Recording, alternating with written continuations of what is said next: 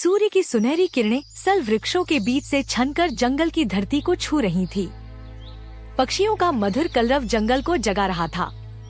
इसी जंगल में एक बूढ़ा शेर सिंह अपने इलाके का निरीक्षण कर रहा था।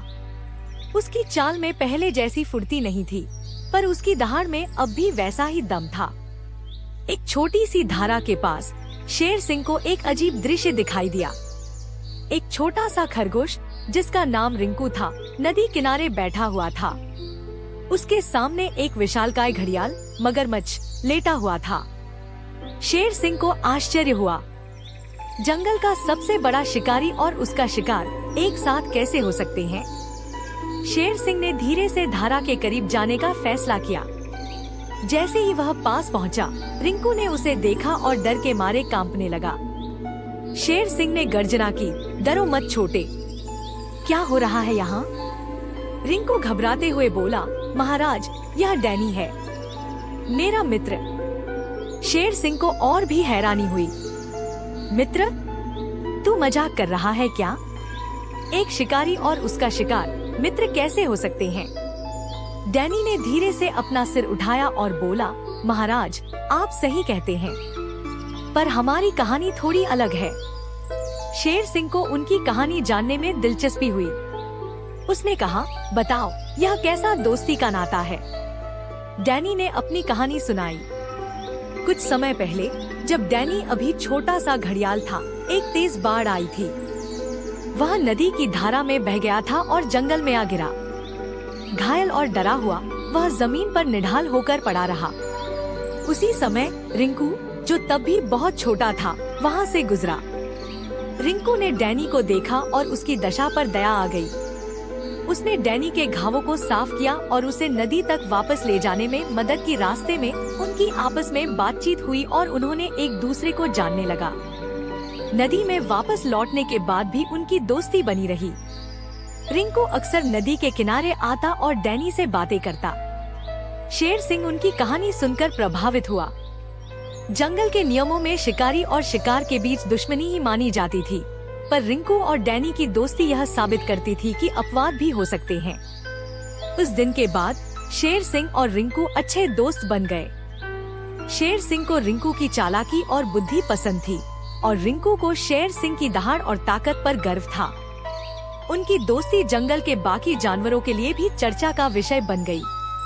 कुछ जानवरों को उनकी दोस्ती अजीब लगी, जबकि कुछ उनकी सराहना करते थे। एक दिन जंगल में सूखा पड़ गया। नदियाँ सूखने लगी और जानवरों को पानी ढूंढने में मुश्किल हो रही थी। रिंकू भी जंगल में पानी की तलाश कर रहा था।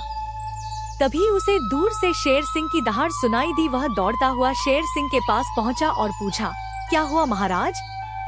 शेर सिंह ने निराश होकर कहा, रिंकू, जंगल में कहीं भी पानी नहीं बचा है, जानवर प्यासे मर रहे हैं। रिंकू ने सोचा और बोला, महाराज, मुझे शायद मदद मिल सकती है।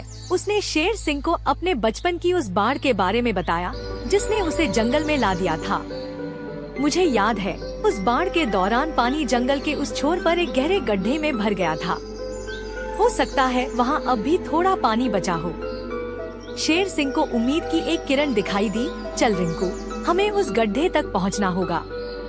वे दोनों जंगल के उस छोर की ओर दौड़ पड़े। रास्ते में उन्हें कई प्यासे जानवर मिले।